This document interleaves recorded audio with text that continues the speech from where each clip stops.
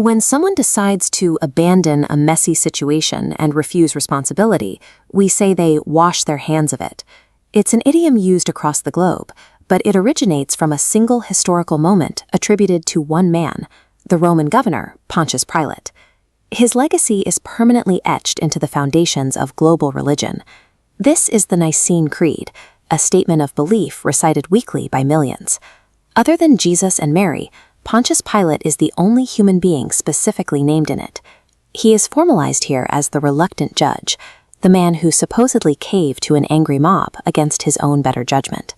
But the ancient historians who actually lived during his era, men like Philo of Alexandria and Josephus, recorded a different reality. Their accounts describe a man who was stubbornly violent, deeply corrupt, and who routinely executed prisoners without trial.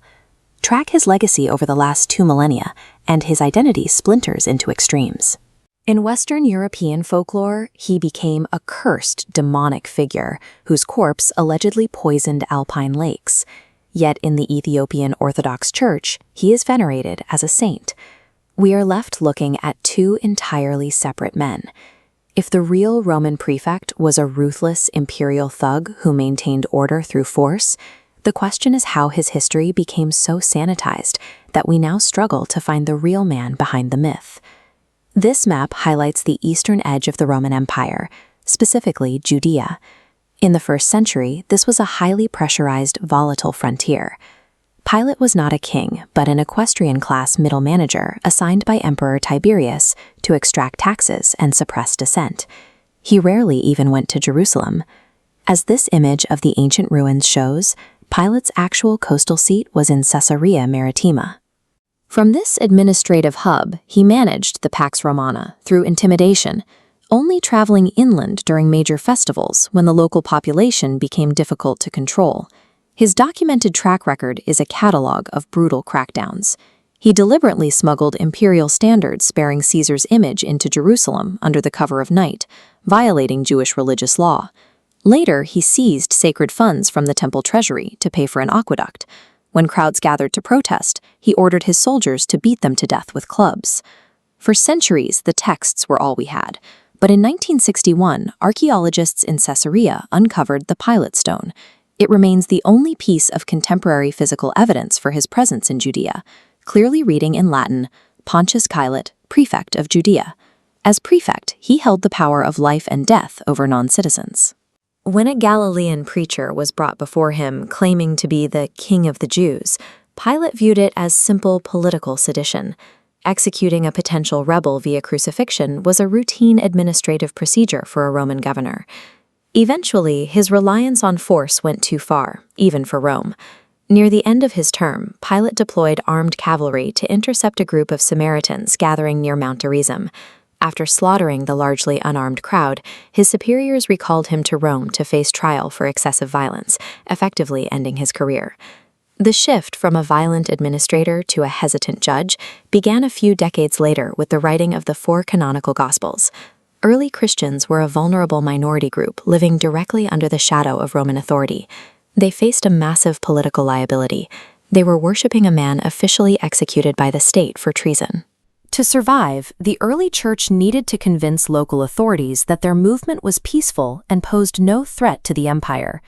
This timeline charts the writing of the Gospels and reveals a clear, progressive shift. In the earliest account, Mark, Pilate and the local leaders are in relative agreement. But as we move chronologically through Luke and John, the texts steadily reduce Pilate's culpability. The Roman prefect becomes increasingly reluctant, while the blame is transferred onto the local crowd. The Gospel of Matthew provides the iconic detail of the hand-washing. Pilate physically absolves himself of the execution, declaring himself innocent of the man's blood. This specific action exists nowhere in the historical or biblical record prior to this text. The portrait of a wavering, sympathetic Roman governor was a calculated political survival mechanism. It insulated the early Christian movement from accusations of anti-Roman rebellion. A few centuries later, the political landscape shifted. When the Roman Empire adopted Christianity as its state religion, believers no longer needed to appease imperial authorities. Untethered from historical reality, Pilate's identity began to splinter into regional caricatures. In Eastern Christian traditions, apocryphal texts reinvented him as a secret convert who blamed the local population for the crucifixion. These narratives claimed he was eventually martyred by the emperor for his faith, earning him canonized sainthood in Egypt and Ethiopia. But Western Europe developed a much darker folklore. Medieval texts transformed Pilate into a Judas-like villain.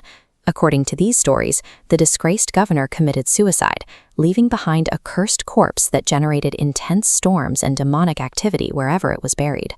Legend claims that major rivers like the Tiber and the Rhone violently rejected his body. Eventually, it was taken high into the Swiss Alps and dumped into an isolated lake on this peak. The mountain was renamed Mount Pilatus, co-opting real-world geography to anchor a medieval ghost story. By the Middle Ages, the historical middle manager had been entirely erased.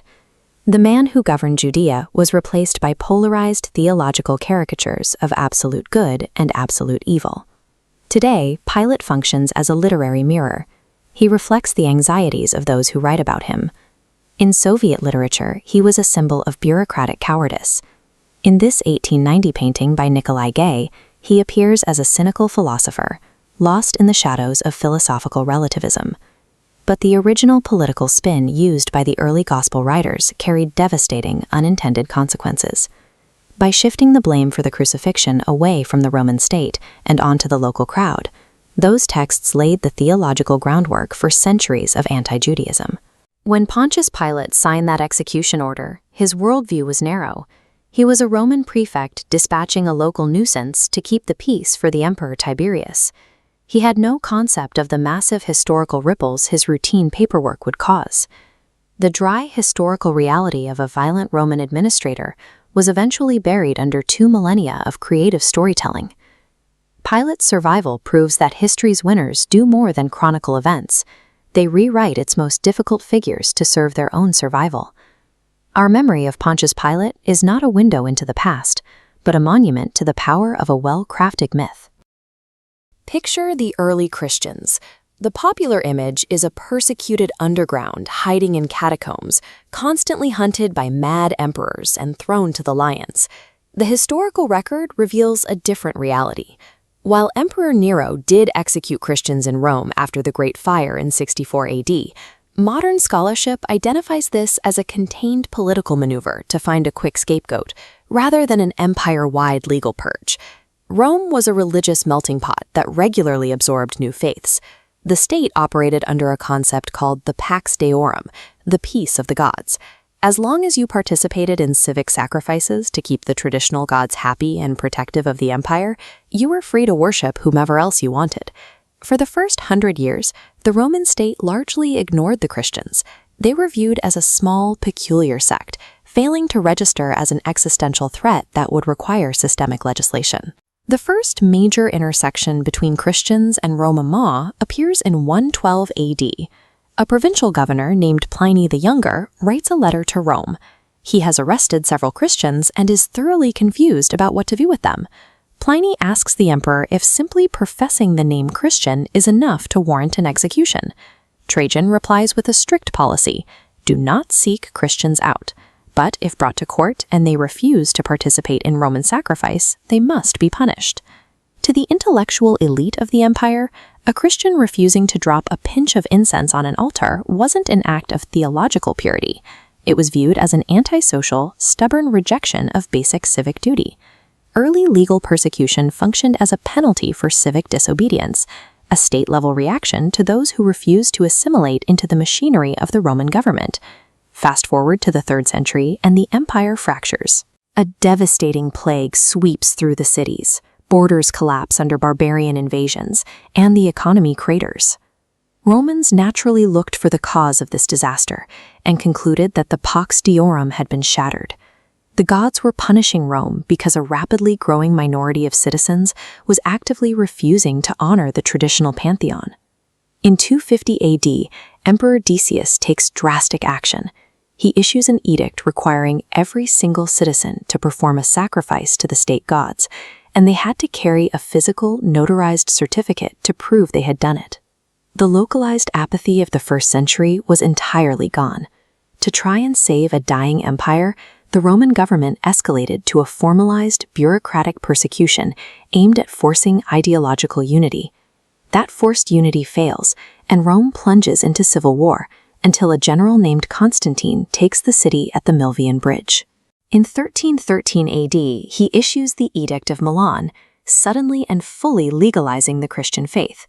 Claiming a battlefield vision of the Christian God, Constantine begins integrating Christian symbols directly into his military and state apparatus, but he immediately encounters a political wall.